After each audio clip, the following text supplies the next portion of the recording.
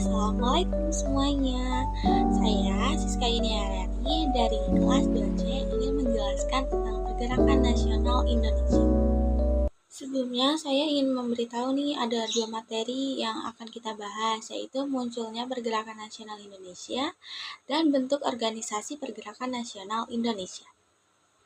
Nah, yang pertama ada munculnya Pergerakan Nasional Indonesia karena adanya kesadaran penderitaan dan kesengsaraan bersama yang selama ini menimpa banyak masyarakat Indonesia selama penjajah dan tidak lepas dari peristiwa-peristiwa yang ada di Asia seperti kemenangan Jepang atas Rusia pada tahun 1901 sampai 1905 dan meningkatnya pendidikan rakyat serta adanya paham baru yang masuk ke Indonesia. Ada beberapa hal yang melatar belakangi Pergerakan Nasional Indonesia, yaitu pengaruh pendidikan, diskriminasi, dan pengaruh paham baru.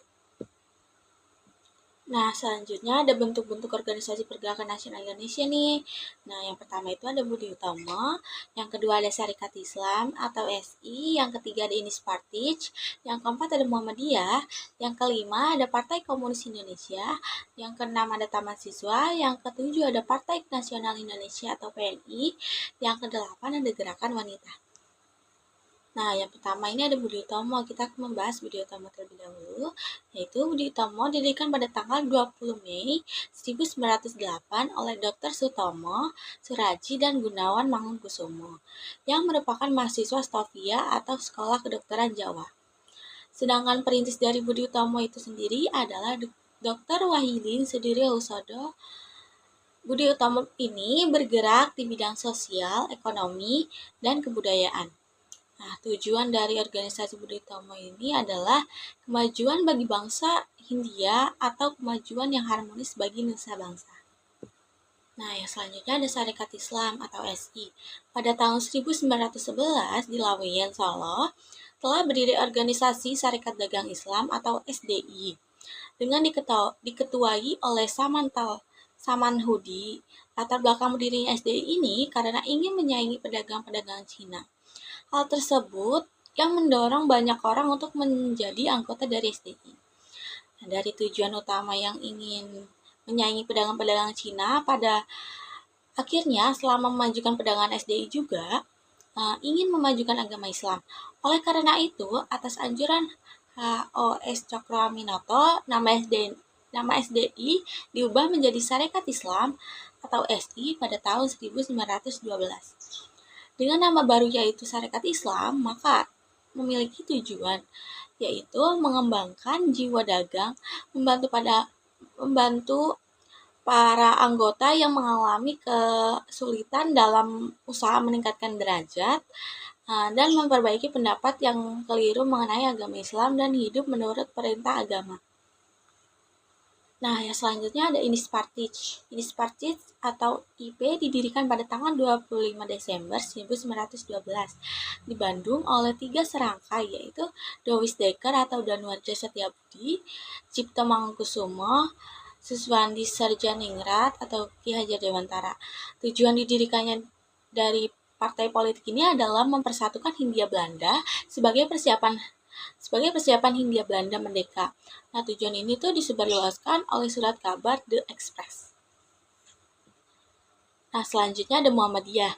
Muhammadiyah ini didirikan pada tanggal 18 November 1912 di Yogyakarta oleh Kiai Haji Ahmad Dahlan, yang merupakan seorang dari ulama besar yang terpengaruh gerakan Wahabi.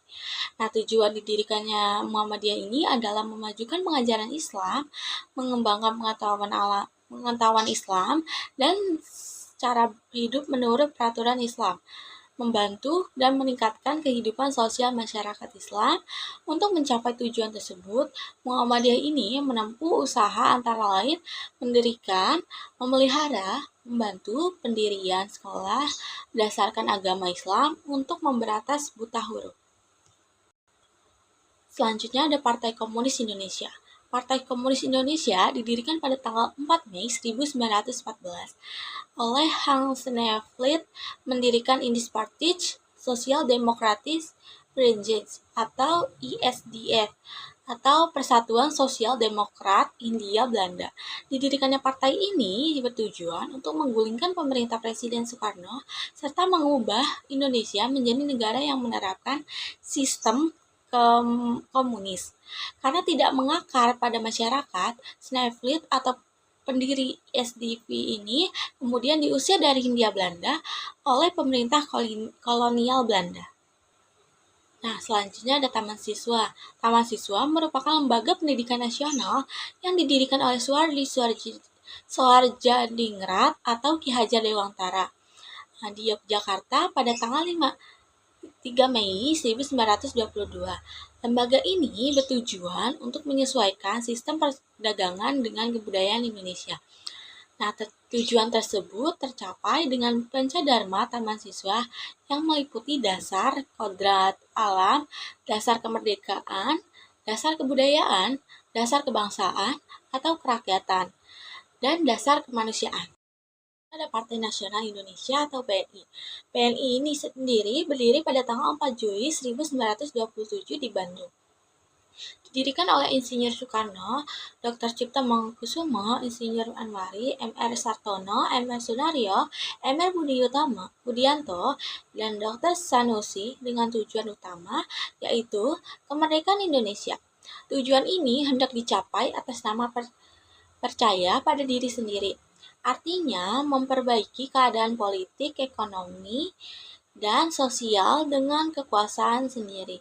Misalnya, dengan mendirikan sekolah-sekolah, poliklinik, bank nasional, dan koperasi. Itulah sebabnya PNI ini tidak mau bekerja sama dengan penjajah. Karena pergerakan PNI didasarkan pada semboyan marhaisme atau memperjuangkan rakyat miskin.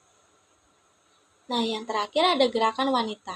Pelopor gerakan wanita adalah R.A. Kartini atau Putri Bupati Jepara Aryo Sosrodiningrat.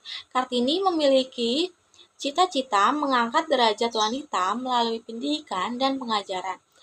Untuk merealisasikan keinginannya itu, Kartini mengadakan kontak lewat surat dengan wanita dan juga wanita di Nusantara. Dari Jawa Barat muncul tokoh wanita bernama Dewi Sartika yang berusaha melepaskan diri dari tradisi dan adat pingitan bagi wanita seperti kawin paksa dan poligami. Nah, sekian penjelasan dari saya, kurang lebihnya mohon maaf. Wassalamualaikum warahmatullahi wabarakatuh.